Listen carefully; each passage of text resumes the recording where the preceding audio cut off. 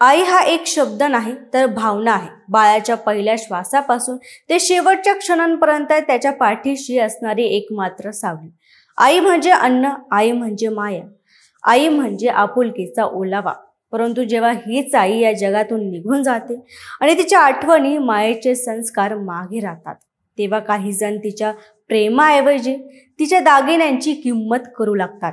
नमस्कार, मी दिव्यांग, तुम्ही पाहताय सत्य पे सत्ता, म्हणजे थोडक्यात पण महत्त्वाचं।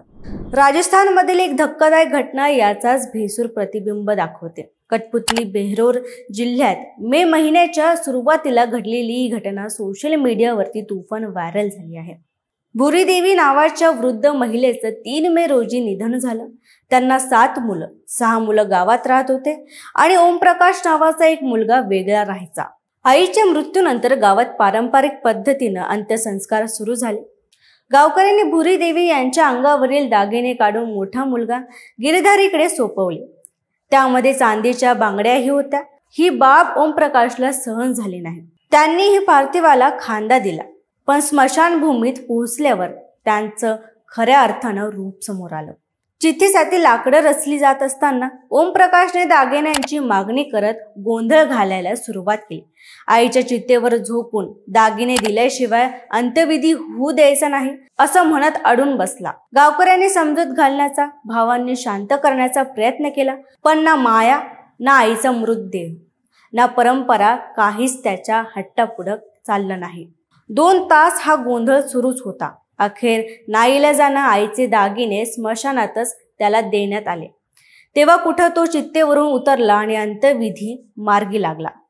या घटनेने संपूर्ण गाव हादरलं। अंत्यविधीसारख्या पवित्र कार्यात अशा वादाला जागा नसावी असं गावकऱ्यांचं म्हणणं। आईच्या मृत्यूनंतर तिच्या आठवणींनी अंतर्मुख होण्याऐवजी तिच्या दागिन्यांवरून वाद करणं ही काळजी पिळवटून टाकणारी गोष्ट आहे। भुरी देवी यांचे पती 2 वर्षापूर्वीच वारले होते। ओमप्रकाश हा 7 भावांमध्ये 5व्या क्रमांकाचा होता। 4 वर्षापासून या भावांमध्ये संपत्तीवरून वाद सुरू होता, पण वाद संपवायला जिथं माया हवी होती तिथं मोह दिसून आला।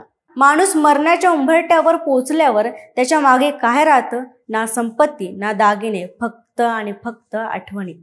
पण काहींची नजर फक्त मिळकतीवरच असते। अशा वेळी आईच्या आत्म्याला काय यातना होत असतील याची कल्पनाही करवत नाही। ही घटना केवळ एक बातमी नाही तर समाजासाठी एक आरसा आहे। आज आपण कोणत्या दिशेने चाललो आहोत? संस्कार, माया, कुटुंब या सगळ्याचं मोल संपत चाललंय का? आईचं खरं सोनं तिचे दागिने नाही तर तिचं प्रेम, तिची शिकवण आणि ती माया।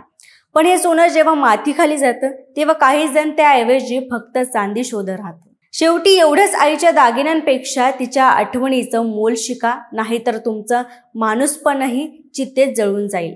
अशाच महत्त्वाच्या विश्लेषणासाठी पाहत राहा सत्य पे सत्ता, म्हणजे थोडक्यात पण महत्त्वाचा। आणि आमच्या चॅनलला सबस्क्राईब करायला विसरू नका।